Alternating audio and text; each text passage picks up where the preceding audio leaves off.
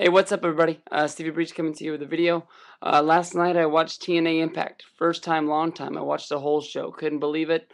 They start off the show. They're on the road for the first time in Fayetteville. It must be nice for them to get out and actually collect a gate for their TV show, bring them a little bit more of an income, so they're not in the impact zone down there in Orlando.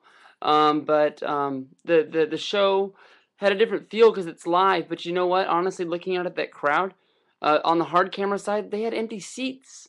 That's not good. Just tell somebody, hey, scoot over. You're gonna be on TV. It's gonna be okay. Instead of me looking at a blue empty seat the whole night. I guess that the one reason they did this was to get out there and take care of this popularity from the Hardys signing in with TNA, going out there, tour the Carolinas real fast, make some money. Get them out of the hole that they're in. But this show was a weird show to have on TV. We're used to having small crowds for TNA in the Impact Zone, but honestly, this was a crowd that looked like from '95 on Raw. Pretty small house, but a big old a big old set, big old display. And it didn't make much sense to me. I mean, the show started out with Hogan saying that he won the court case, that he's in control of TNA, and Dixie Carter's on her way out. She's going to get fired. Hogan actually gave a really, really good promo, but this put me in the hole as a TNA fan. I don't know what the hell is going on with this angle at all. And then you got the whole 3-3-11 thing with Sting. This doesn't make any sense to me at all. I guess the only reason that they're doing this mainly is to give the big boost to Sting up to the top of the card because of how popular he got, just because everybody thought that he was showing up to fight Undertaker at WrestleMania. Yeah, he was the talk of the town for a month, but the second that we found out that it wasn't him, nobody cared about Sting anymore. TNA, you're too late. You should have done this when we were waiting for the build-up. You should have had him come out, and you should have debuted him while we were still thinking that he was going to go to WrestleMania. And it doesn't make any sense, 2 weeks after we get The Undertaker on Raw, you give a Sting on TNA, because nobody cares anymore. It's over. And then on top of that, you push this guy to the top and you give him, the world title.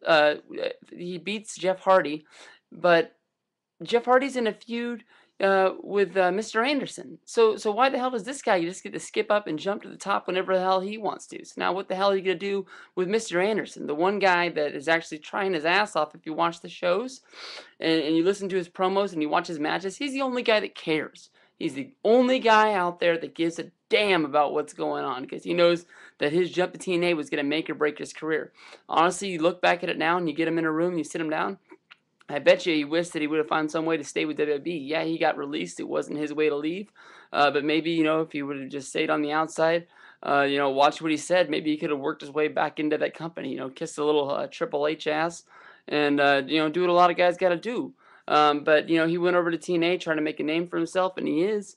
And the bigger name he makes for himself over there, the bigger hole he digs trying to get back in WWE. I mean, look what WWE did when they got Christian back. Everybody thought that they'd bring Christian back, who was a world champion for TNA, and he'd work his way back up to the top of WWE, and he's stuck in this limbo in the mid card. I mean, we don't even know what his role is going to be after he came back. He got the big comeback at Elimination Chamber, came out there and beat up Alberto Del Rio. Everybody thought that he was going to be jumped right into this main event slot at WrestleMania, and then this card that gets leaked. He's stuck in this the Core versus the All Stars of SmackDown match. So I don't know. It's not looking good for him. But it doesn't make any sense to put the title on Sting. For the one reason you're pushing down Mr. Anderson. Another reason is that every time Sting has carried the ball for TNA, he doesn't really carrying it. He just sort of like waiting to drop it to the next guy. Everybody calls him the icon, the big supporter of TNA. But I don't know anybody that turned in, even with these 3-3-11 promos that were happening. Nobody was like, dude, I know Sting's gonna be there. I gotta tune in. It didn't work the same way as the 2-21-11 things. Everybody turned in to watch that Raw from Fresno that night, and not knowing what was gonna happen. Even after we found out it wasn't gonna be Sting and it was gonna be Taker, people were still convinced, like, no, they're gonna give it to us. I really want to see it. But the first time that they saw the promo for TNA. Yeah, that's fucking Sting, and it didn't work. I mean, the ratings haven't been released. I haven't seen them yet, but I'm sure they ain't good. They're just gonna be normal TNA ratings. So you didn't really give him a boost at all. But Sting's a guy. He made his name in WCW, And you know that's where his career should have ended. I mean, he came to TNA. I'm not saying he shouldn't make his money like everybody else, but you know, Spike and TNA put a large stake into Sting, thinking that they'd bring everybody over to watch him. Maybe it worked at first, but I mean, this guy hasn't carried the load. He hasn't been the icon. He hasn't been the flagship of TNA like everybody says that he is. I mean, uh, you can go back and you can see the one time that where Sting handed the title virtually pretty much to AJ Styles. That storyline made no sense at all. You had the one guy everybody cares about in TNA, and you have him crying in the ring about how maybe he just can't do it anymore. And Sting basically wins the title for himself at the match of the pay-per-view, and then just basically says, AJ, you go over there, you pin him. I don't need it anymore. You know, every time Sting's the champion, pretty much, he has it for a month, and then he hands it over to the next guy.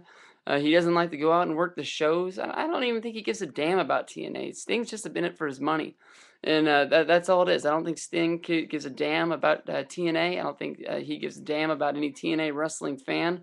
Never see him on any of the meet and greet cards. You know, shaking hands, kissing babies, signing autographs to the fans. So you know, basically, fuck you, Sting. You ain't got nothing.